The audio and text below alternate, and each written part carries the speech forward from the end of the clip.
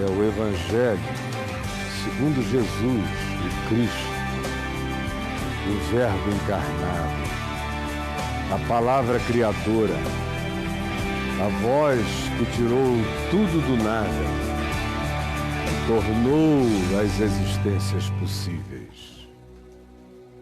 Hoje eu leio no Evangelho de João para você, Evangelho de João, leio para e com você, no capítulo 3, preste atenção. Diz assim: havia entre os fariseus, que é aquela seita mais rigorosa e legalista dos judeus, um homem chamado Nicodemos, que significa vitorioso com o povo, ou vitorioso para o povo e pelo povo. Nicodemos é um nome grego, que era um dos principais do judaísmo, da religião judaica, da academia, da diplomacia política. Embora fosse um fariseu, ele era um homem de muita flexibilidade, ele não era tão radical quanto os demais da seita a qual ele estava afiliado dentro do judaísmo. Então esse Nicodemos, que era um dos principais dentre os judeus, era uma das figuras mais importantes e renomadas e significativas e cultas e respeitadas, de noite um dia foi ter com Jesus.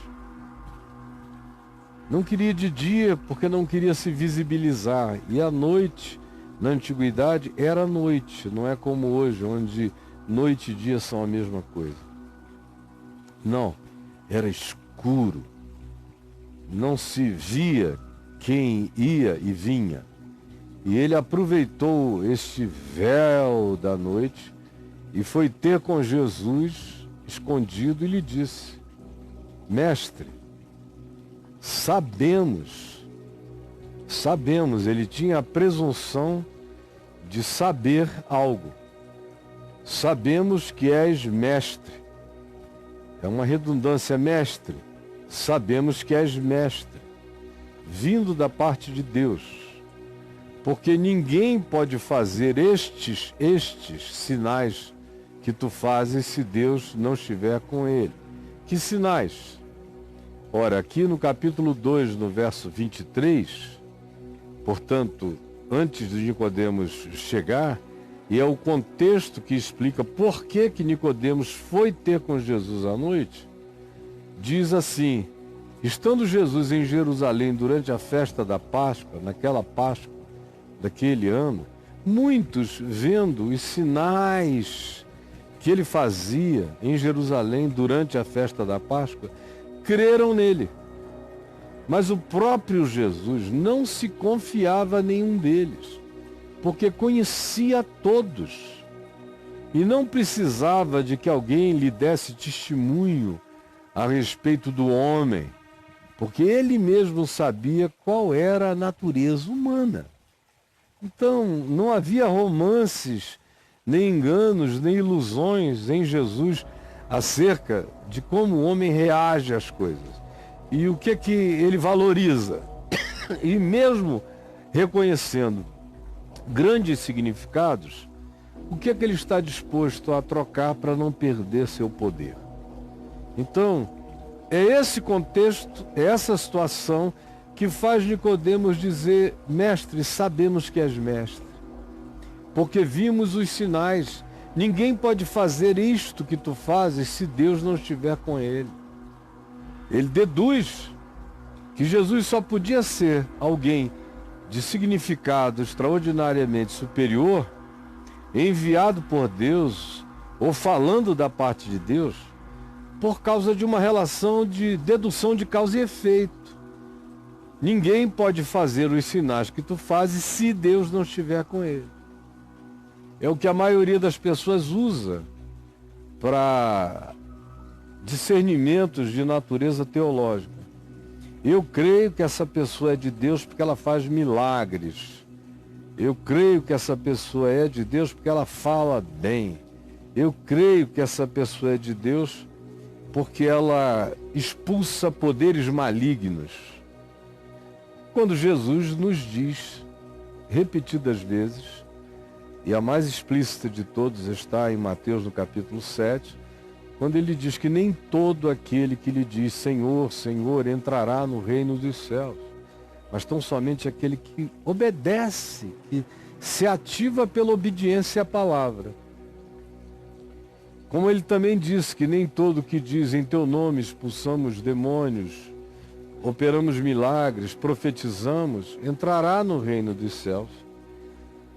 Porque são pessoas que têm a boca cheia do nome de Deus e as ações marcadas por atitudes de suposta manifestação da autoridade divina, mas não vivem Deus, não provaram Deus, não conhecem a Deus, porque Deus não é um nome nem um assunto a ser debatido ou entendido ou dominado para ser exposto e para ser, assim, o poder que impressiona os outros a partir de mim.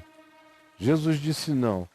Se você não tiver conhecimento experiencial de Deus, e se o seu conhecimento de Deus não for demonstrado pela prática, pela obediência em fé, dando razão a Deus, pela frutuosidade que decorre de maneira natural da sua obediência prática à lei da vida, segundo Jesus, segundo o Evangelho, se você não tiver a experiência de Deus manifesta como fé, que atua pelo amor e que lhe coloca no caminho prático da obediência, você pode ter todas as teologias e vir com todas as supostas deduções, você não sabe ainda do que está falando, embora você carregue a presunção de dizer, sabemos que tu és, porque ninguém pode fazer estes sinais se não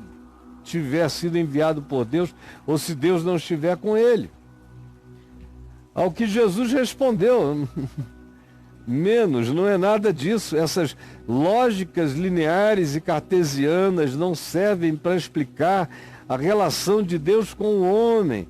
Você está olhando a partir de lógicas de causa e efeito, Nicodemos. O reino de Deus está acima da teologia moral de causa e efeito e da sua aplicação ao mundo das deduções acerca de quem é de Deus ou quem não é de Deus.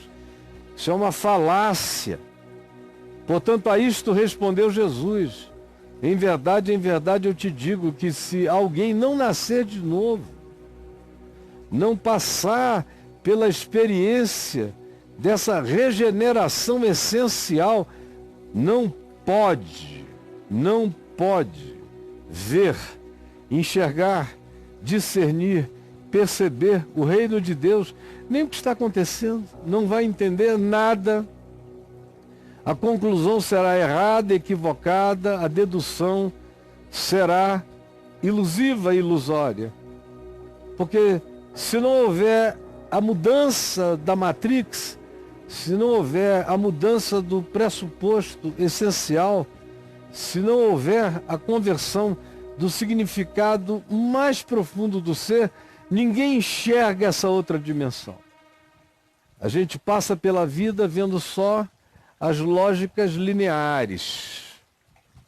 A gente passa pela vida andando apenas no máximo e na melhor das hipóteses, quando não se é totalmente burro e idiotado, na melhor das hipóteses se enxerga as lógicas lineares, cartesianas. Sabemos que tu és de Deus, porque o que tu fazes é maravilhoso, é fantástico, é extraordinário. Logo, só pode ser alguém que tem algum pacto com a divindade. Jesus disse não. Tem gente que não tem pacto nenhum com Deus, que não ama, que não sabe nada de Deus e faz coisas extraordinárias. Mas tu não vais compreender o que está acontecendo aqui através das lógicas teológicas, doutrinárias, dos ensinos da academia. Tu vais cair antes.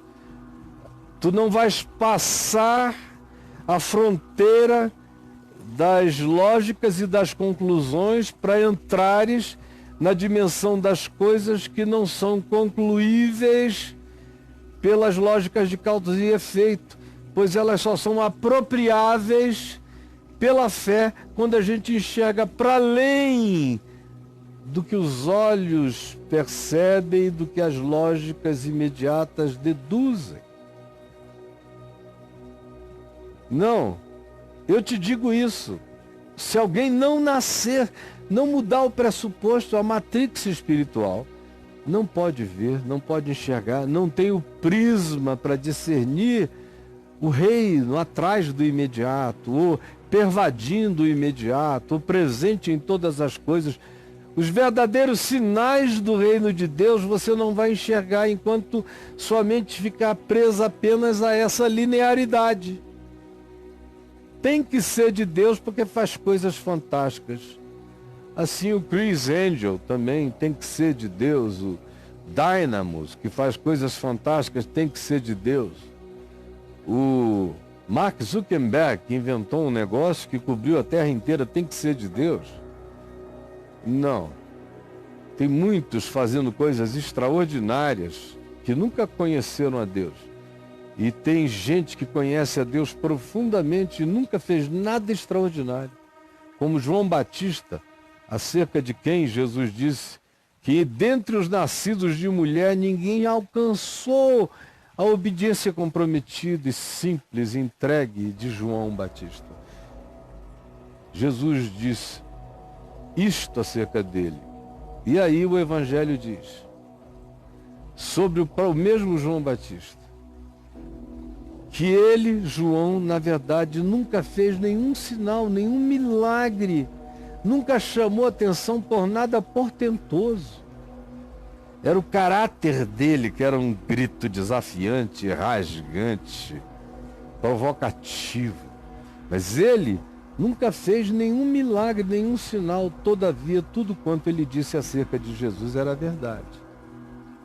Portanto, esse critério de sinais, prodígios, maravilhas, não são nada, a menos que eles sejam corroborados, validados pelo fruto desse novo nascimento, desse novo olhar, dessa nova compreensão, dessa matrix do reino a partir da qual tudo mais é interpretado e conhecido. E quem não passou por essa transformação de mente, quem não teve a percepção alterada por essa nova consciência, por esse novo discernimento, nunca enxergará o que está acontecendo, porque o reino de Deus não é óbvio. O reino de Deus é só para aquele que consegue discerni-lo. Para discerni-lo, tem-se que nascer de novo, tem-se que ter a matrix do ser alterada. Então perguntou Nicodemos: como pode um homem nascer sendo velho? Ele outra vez demonstra que a lógica dele para no horizonte das coisas do espaço-tempo que acontecem entre o berço e a sepultura. Porque Jesus explica a ele, diz: olha, essa lógica linear não é o bastante para você concluir que eu sou, seja lá quem eu seja. Porque só dá para entender de fato as coisas do reino de Deus se o teu olhar e a tua mente forem mudados, se a matrix for alterada. Aí ele repete que o modo dele ver é o modo linear, é o modo seco, é o modo cartesiano, é o modo das lógicas aparentes. Quando ele diz: como pode um homem nascer sendo velho? Aí vem essa pergunta: pode porventura voltar ao ventre materno e nascer segunda vez?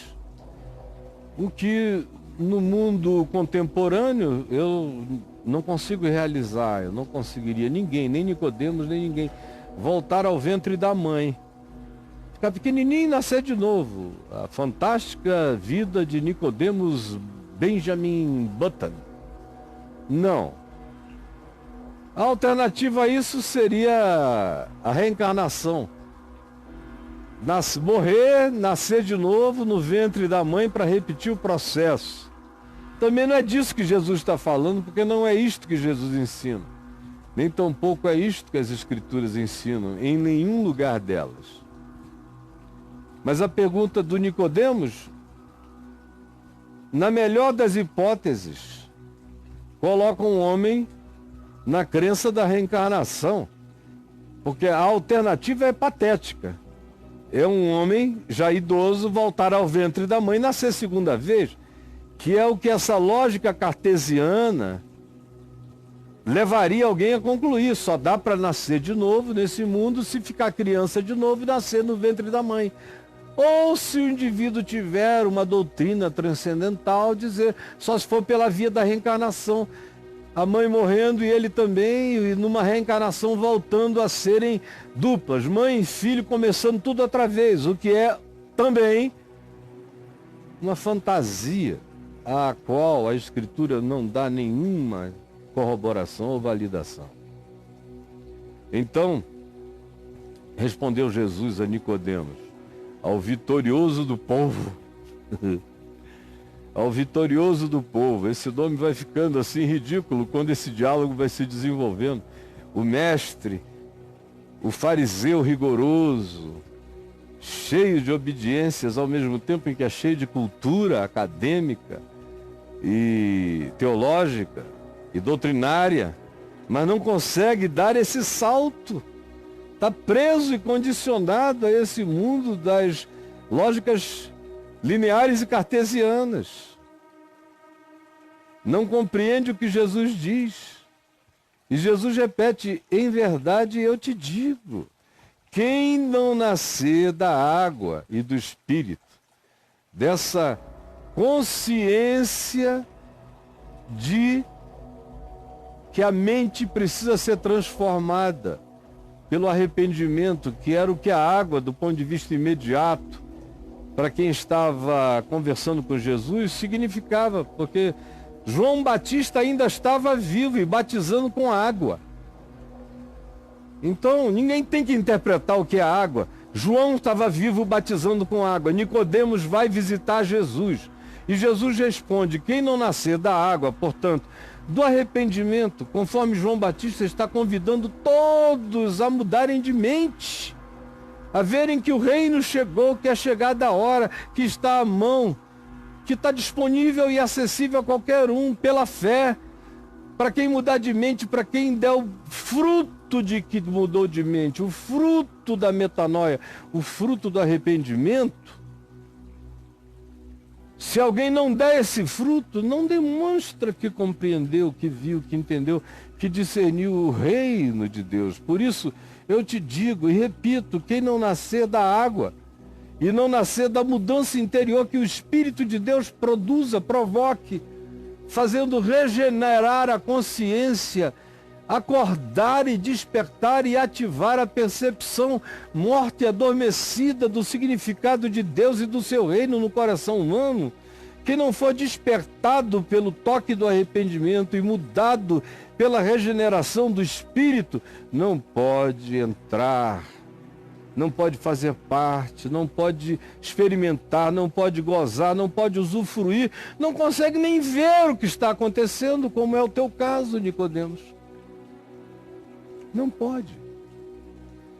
Se não tiver metanoia e não sofrer a ação cirúrgica do Espírito Santo, mudando todas as perspectivas, todos os prismas do teu caráter, do teu acordo com a vida, do que tu chamas de razão para viver, se o Espírito Santo não operar isso em ti, tu vais envelhecer sabendo tudo de teologia, de academia, de doutrina, sem ver o reino diante de ti.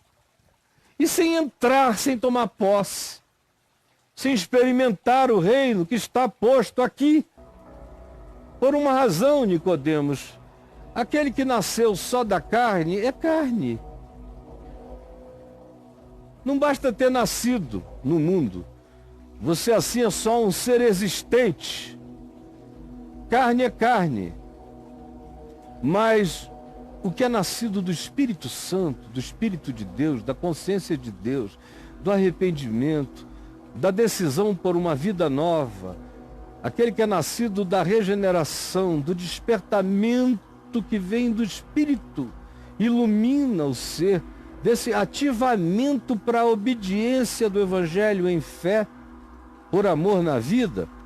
Quem não tiver essa consciência, quem não é nascido dessa regeneração, dessa mudança, não é espírito, não nasceu no espírito, não ganhou a consciência do espírito, ainda é só um ser trabalhando com as categorias da lógica da carne. Porque as coisas espirituais se discernem espiritualmente. E as coisas das físicas carnais e do espaço-tempo se discernem com as lógicas de causa e efeito. Mas o reino de Deus está fora das lógicas de causa e efeito. O reino de Deus é o reino da graça. E a graça quebra os ciclos de causa e efeito toda hora. De modo que pelo arrependimento, aquilo que no mundo das lógicas de causa e efeito no espaço-tempo não tem transformação, no mundo e na dimensão do espírito podem nascer de novo agora, já simultâneo e concomitantemente, operações, novas criaturas podem brotar de dentro das velhas criaturas, novas mentes podem brotar de dentro das velhas concepções, novo olhar que enxerga não só coisas visíveis, mas discerne dimensões invisíveis, pode ser dado a você. Isso tudo se você nascer de novo, se for ativado no Espírito Santo para viver essa consciência do reino de Deus com os olhos abertos, discernindo o trabalho de Deus em você e concordando com o trabalho de metanoia, de conversão, de arrependimento, de regeneração de Deus em você e se entregando cada vez mais ao sentido e à razão transformadora de Deus, que não tem nada a ver com as lógicas imediatas de qualquer que seja a presunção de conhecimento humano exterior no espaço-tempo. Porque o que é nascido da carne é carne, o que é nascido do Espírito é Espírito. Portanto, Nicodemos, não te admires de eu te dizer, você tem que nascer de novo, porque senão você não vai entrar, senão você não vai ver, senão você não vai usufruir. Embora você seja extraordinariamente bem ranqueado em Israel, fica sabendo, Nicodemos, que ninguém tem domínio sobre isto.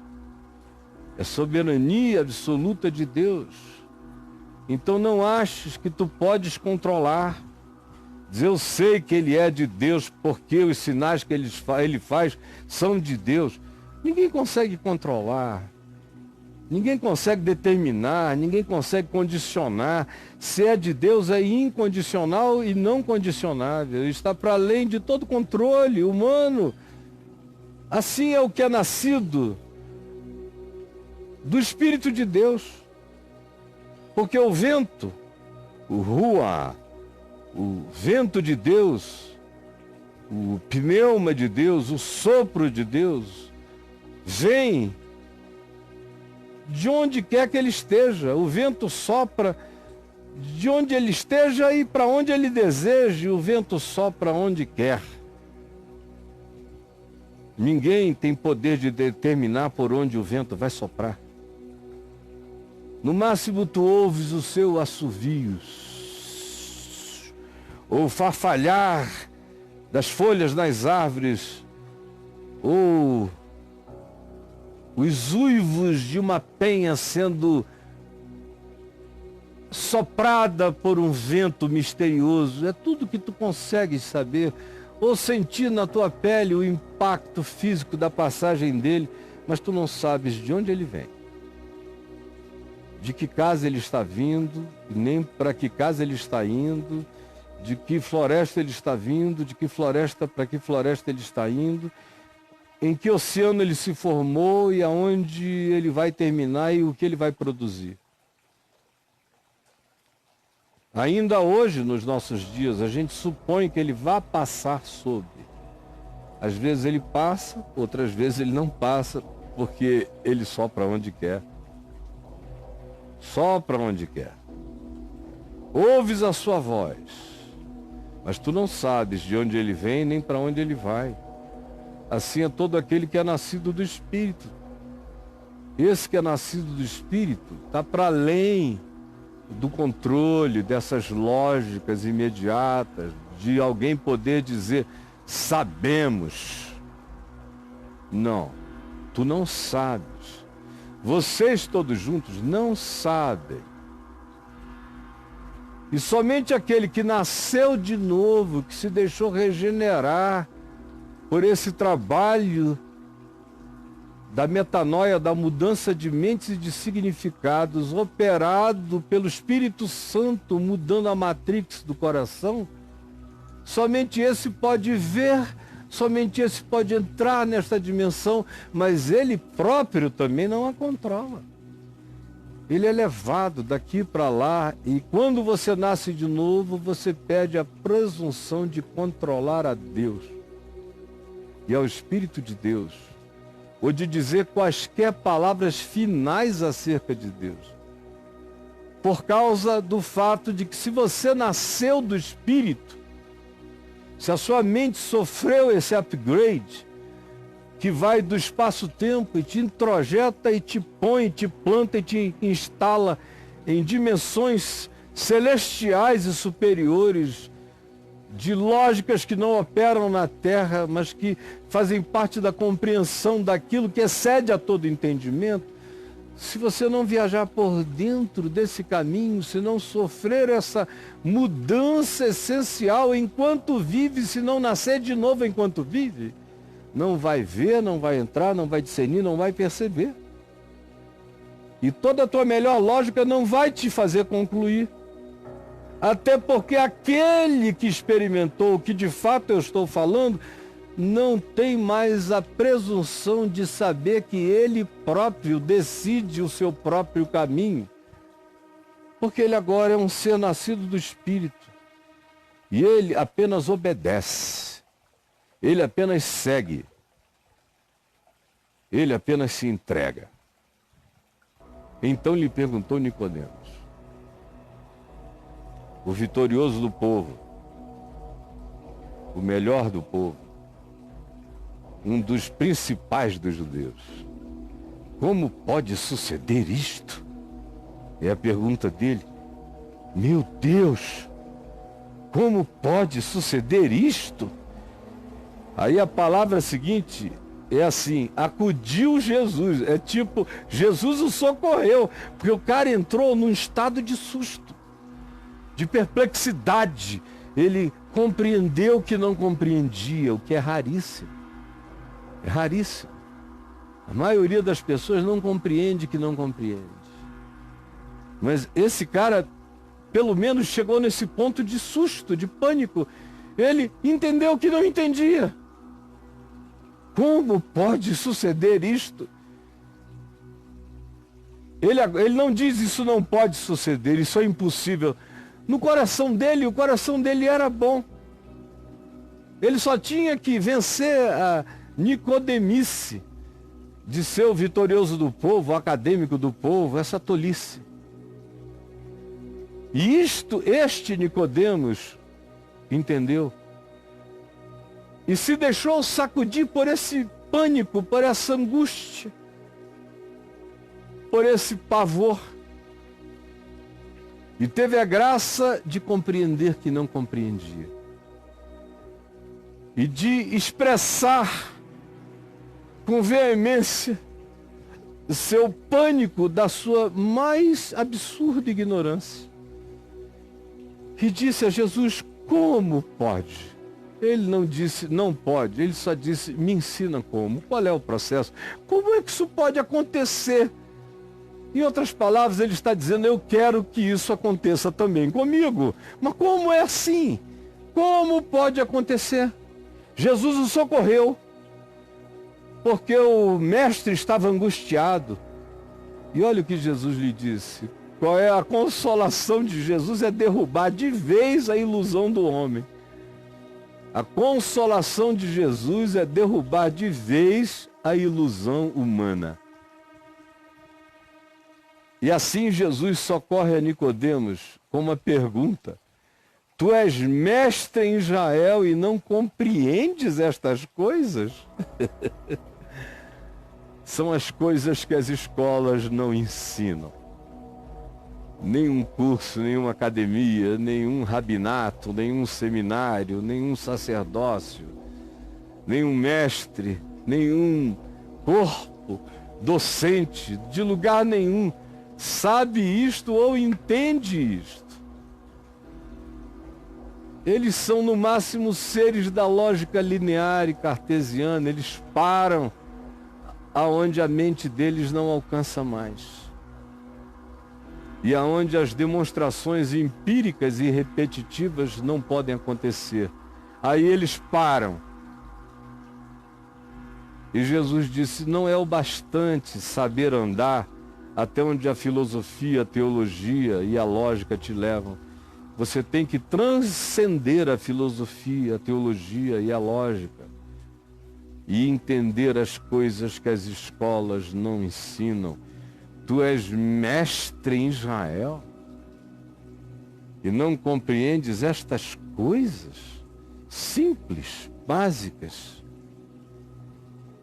Mas na realidade, a fala, a pergunta de Jesus tinha a intenção de liquidar de vez a ilusão do mestre, a ilusão do pensador, do teólogo, do filósofo, do doutrinador, do que pensa que pelo seu muito saber ele conclui alguma coisa, quando na realidade todos os saberes me levam a saber que eu não concluo definitivamente nada e que todo o meu saber é apenas de absoluta relatividade e que ele será substituído em tempo, porque não passa ainda do que apenas se palmilha na experiência tateante das lógicas lineares e cartesianas que vão sendo vencidas por realidades maiores e mais esmagadoras, para não mencionar a dimensão espiritual que está para além das coisas que se pode compreender com os sentidos e tem a ver com aquelas coisas que excedem a todo entendimento. Se o indivíduo nesse ponto der razão a Deus definitivamente, existem coisas e a maioria das realidades espirituais habitam essa dimensão onde o melhor do meu pensar não penetra, o melhor do meu intuir não alcança, o melhor do meu concluir não conclui. E essa seria a minha melhor inteligência, seria concluir e discernir a inconclusividade das minhas conclusões e assim me quebrantar. Se eu não chegar aí, e se eu aí não for levado, e aí não alcançar pela pulsão, pelo trabalho do Espírito, me dando esses socos de luz para eu entender alguma coisa, se eu não admitir a minha presunção e não concluir com o meu não poder concluir, para me manter aberto, para então nascer de novo, nada dessa dimensão do Espírito, do reino de Deus será ativado, será despertado, será acordado dentro de mim. Porque em verdade eu te digo, disse Jesus a ele, que nós dizemos o que sabemos. É o papo de todo mundo fala do que aprendeu, do que sabe, do que estudou, se apresenta dizendo o que sabe, eu sou isto ou aquilo.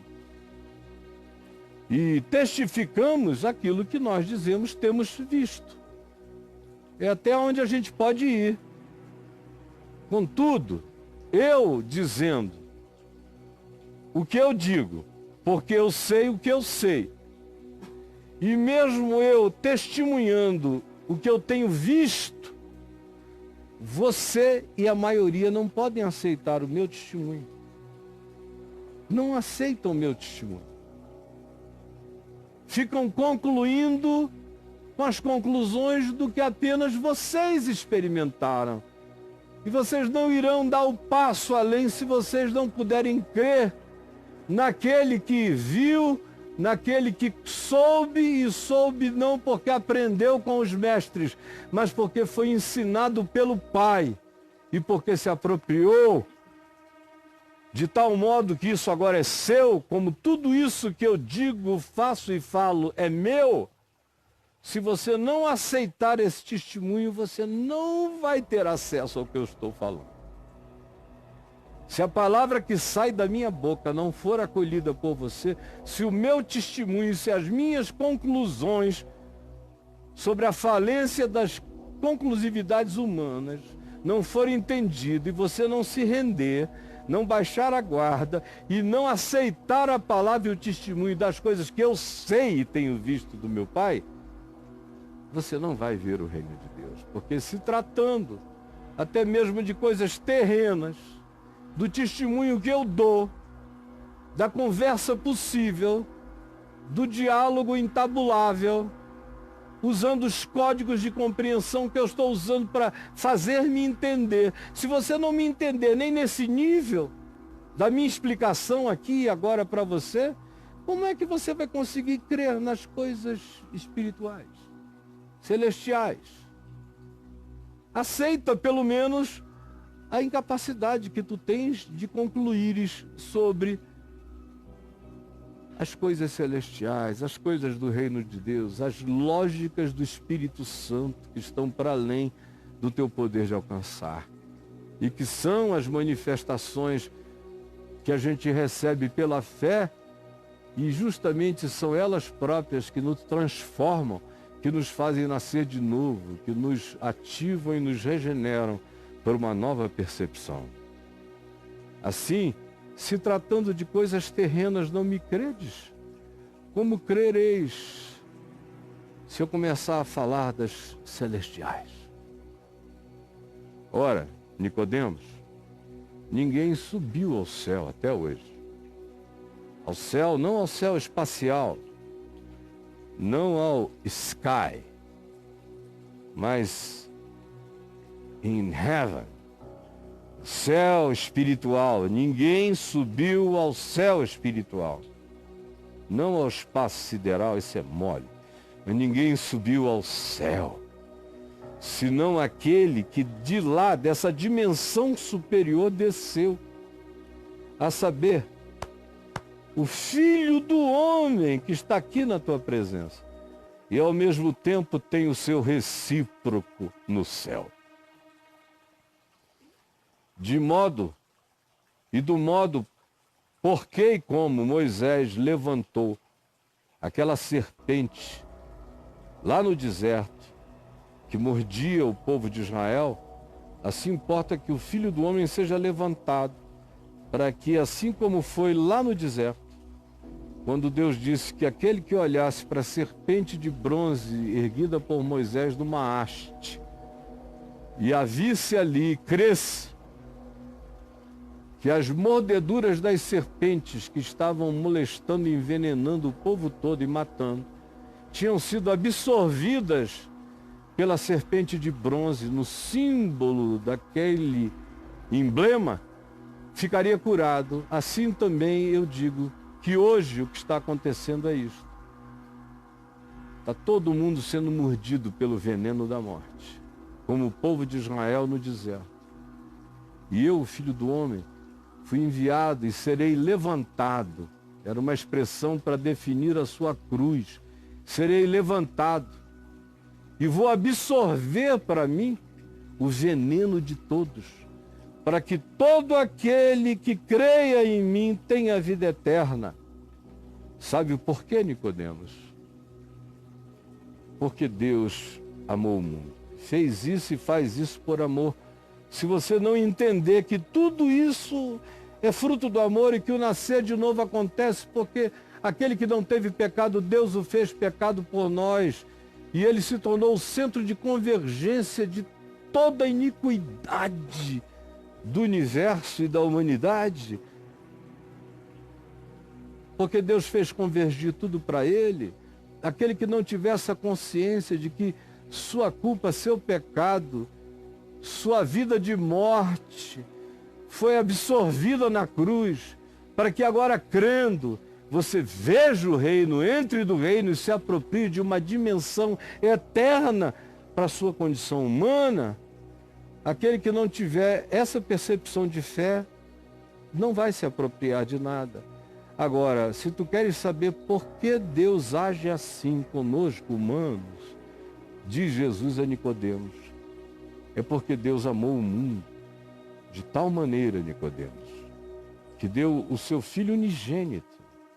E Nicodemos entendia bem essa linguagem do Filho unigênito, desse ser, desse anjo do Senhor, dessa manifestação de Deus no espaço-tempo, sinalizando o Cristo que viria.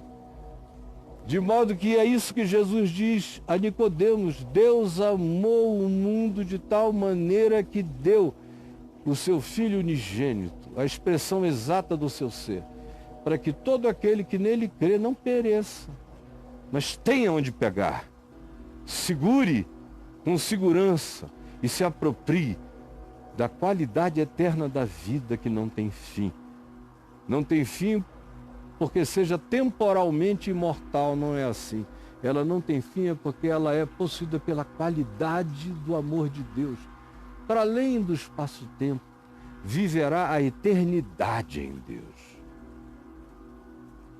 Quem nele crê, nesse que chama para si, converge para si, a angústia de todos, o pecado de todos, o veneno de todos, quem nele crê, não é julgado.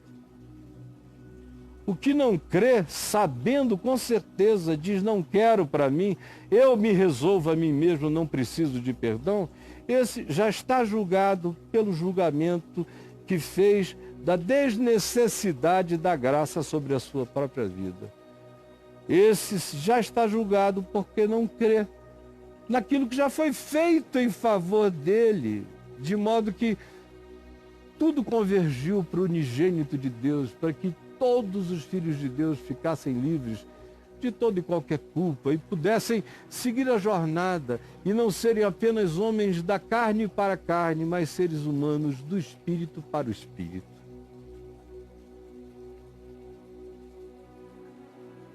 O julgamento é este, Nicodemos. Nicodemos está ouvindo que a luz veio ao mundo e a luz está aqui. Você veio me visitar de noite. À noite tu vieste ao encontro do sol nascente das alturas. O julgamento é este, que a luz veio ao mundo e os homens amaram mais as trevas do que a luz, Nicodemos. Olha a luz aqui. E tu vens me visitar à noite porque tu tens medo do julgamento dos homens. Mas o julgamento é este. A gente tem que decidir se a gente ama a luz ou ama as trevas. A gente tem que decidir se a gente ama mais as trevas do que a luz. E se a gente ama a luz, a gente não pode amar mais a luz do que as trevas. A gente que ama a luz não ama as trevas. E por que que alguns, vendo a luz, sabendo da luz, amam mais as trevas do que a luz? Jesus diz: é porque eles sabem que o seu modo de viver, de agir, é mau. E quem vivendo de modo mau, quem dando fruto do ódio, da inveja, da amargura, do ciúme, da disputa vingativa, da acepção de pessoas, do supremacismo, quem vivendo isto que é tão abominável diante de Deus, vai querer vir para a luz. Só deseja a luz aquele que, tendo intenções diferentes no coração, se sente atraído pelo fruto da luz, pelo que a luz propõe. Mas todo aquele que pratica o mal, quando vê a luz, foge da luz, porque sabe que se aproximar da luz, as suas obras serão manifestas, o seu ser ficará nu e descoberto, e eles querem continuar mascarados. E o interessante é que esse diálogo é com um homem que seguia Jesus de longe e que foi seguindo Jesus ocultamente, com medo do que os outros podiam dizer até o último momento, até depois da morte de Jesus. Ele estava ali, era um discípulo, e o Evangelho de João diz, era discípulo de Jesus, ainda que ocultamente. O julgamento é este, Nicodemos, que a luz veio ao mundo, meu filho, e os homens amaram mais as trevas do que a luz, porque as suas obras eram más. Pois todo aquele que pratica o mal aborrece a luz e não se chega para a luz, é óbvio.